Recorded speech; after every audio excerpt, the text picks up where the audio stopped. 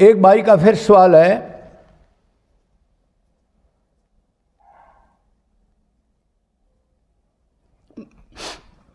मैं भगवान की अनन्य भक्ति, भगवान का अनन्य, मैं भगवान का अनन्य भक्त हूँ। कहीं सत्यनारायण की कथा हवन आदि हो तो उसमें मेरे को जाना चाहिए या नहीं जाना चाहिए?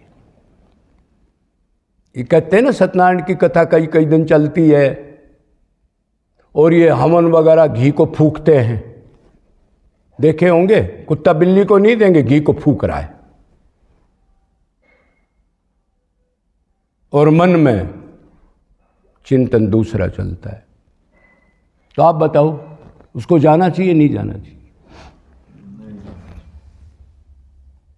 वाह भी भक्तों, भगवान को ही चाहने वाले को एक मिनट भी किसी प्रपंच में नहीं जाना चाहिए। भगवान की भक्ति जो करता है उसके लिए कोई विधान नहीं। भगवान की अनन्य भक्ति जो रोता है उसके लिए उसने सब यह गवन सब कुछ कर लिया। जड़ चेतन, नदी नाले, भूत प्रेत, आपके पितर देवता सब नाचेंगे। एक तो माइंड में ये हो ज्ञान भी तो हो पहले।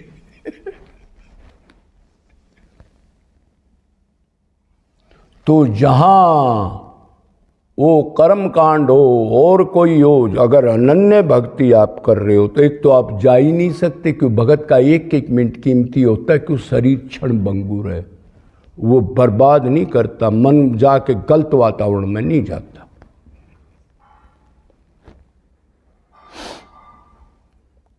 क्यों नहीं जाना चाहिए? अब वो कथा का माइक चल रहा है,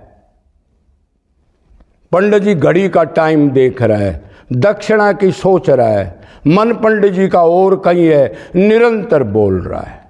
वाह, क्या भक्ति है ये!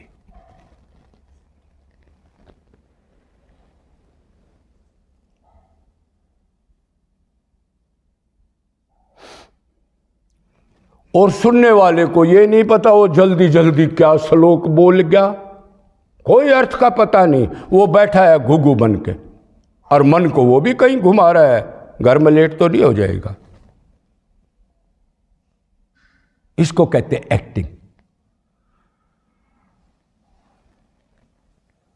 और पंडित जी भी सोच रहे हैं दक्षिणा कितनी मिलेगी, कम मिलेगी। वो भी निष्काम नहीं है, भगत नहीं है।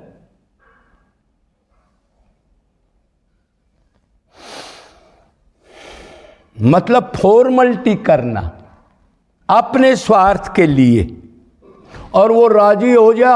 वो बड़ा बिजनेसमैन है, घर में माइक चल रहा है और वो दुकान पर बैठा है, घर में भगवान का चिंतन चल रहा है, दुकान पर छल कपट करने लग रहा है, पंडित जी कथा करने लग रहा है घर में। और 5-7 आदमी जो बैठते हैं उनके मन में भी कोई भाव नहीं, क्या बोल रहा है क्या नहीं बोल रहा है। वो प्रसाद लेने के लिए आगे या थोड़ा सा ये दिखाने के लिए, चलो मैं भी बैठ जाता हूं।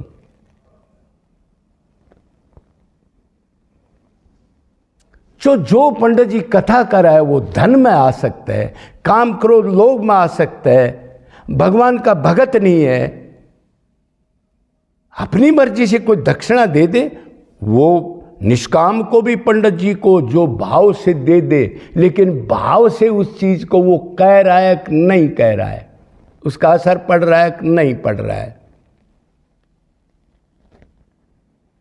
दक्षिणा मिली और एक किताब रखते हैं उसको बांधा, और एक अंगोछा रखते हैं उसको मेरी तरह ऐसे टांग लिया, चल पड़ा।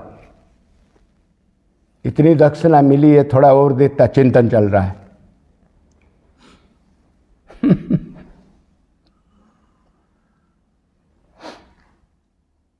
कराने वाले को नहीं पता कुछ भी।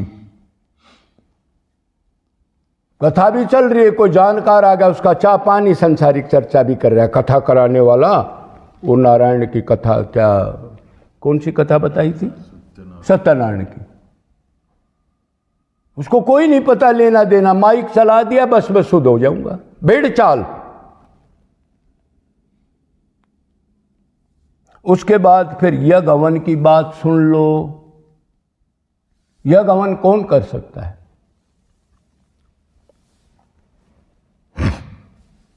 यज्ञ हवन के लिए क्या क्या चीज जरूरी है?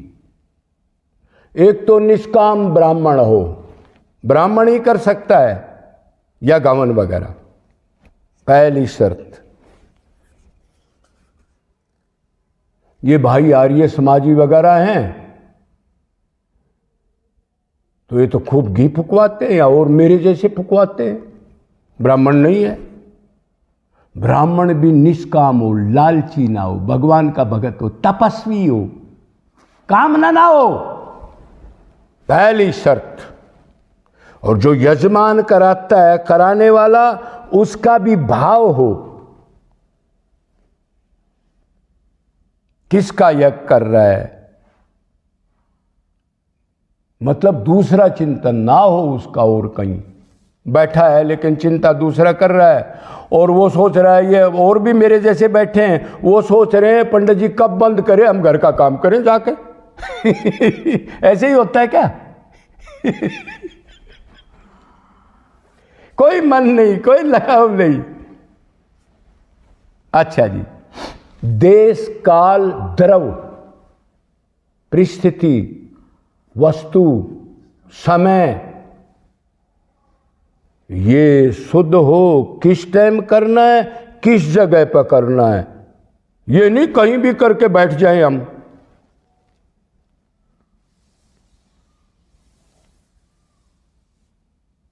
किस जगह करना है, किस समय करना है,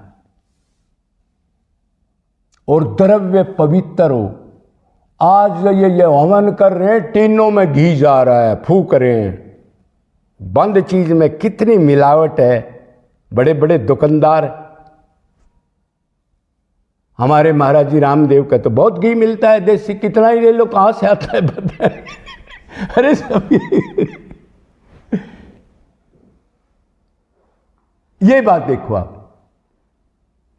तो शुद्ध हो, शुद्ध देसी गाय का घी मिलना, अगर आप खुद निकालते हो तो किसी पर भरोसा है भाई? सोच के देखना।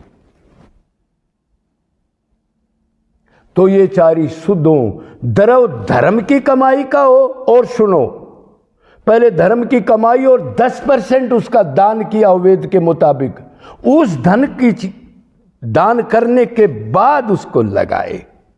कंडीशन देखो, कोई पूरी कर सकता है?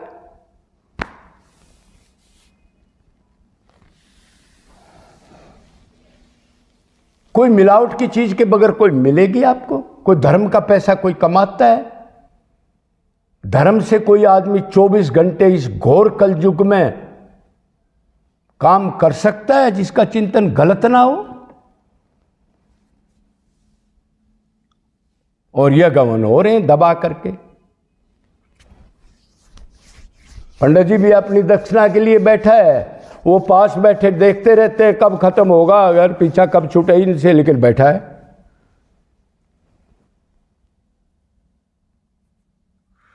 ऐसा यज्ञ पहले होते थे, ऐसी बात नहीं, लेकिन अब दुर्लभ है। लेकिन फिर भी हम फूक रहे हैं। एक कुत्ता बेचारा बैठा है, एक मजदूर बेचारा बैठा है, सूखी रोटी खा रहा है, और हम अग्नि में घी फूक रहे हैं। और फल क्या है? ठीक ठीक करोगे। आज के टाइम पर ये सारी चीजें शुद्ध नहीं, करने वाला शुद्ध नहीं, और मान लो कोई कर भी ले तो थोड़े दिन के स्वर्ग मिलेगा, फिर गधा कुत्ता बनेगा। फल बता रहा हूं भक्ति के बगैर।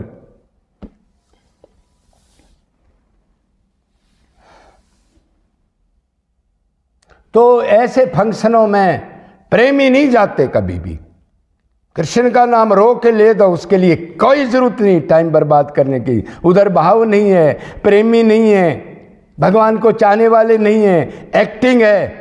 उधर कोई जाता है तो वो ना तो तत्वज्ञान है, ना भगवान का प्रेमी भगत है। लिख लो।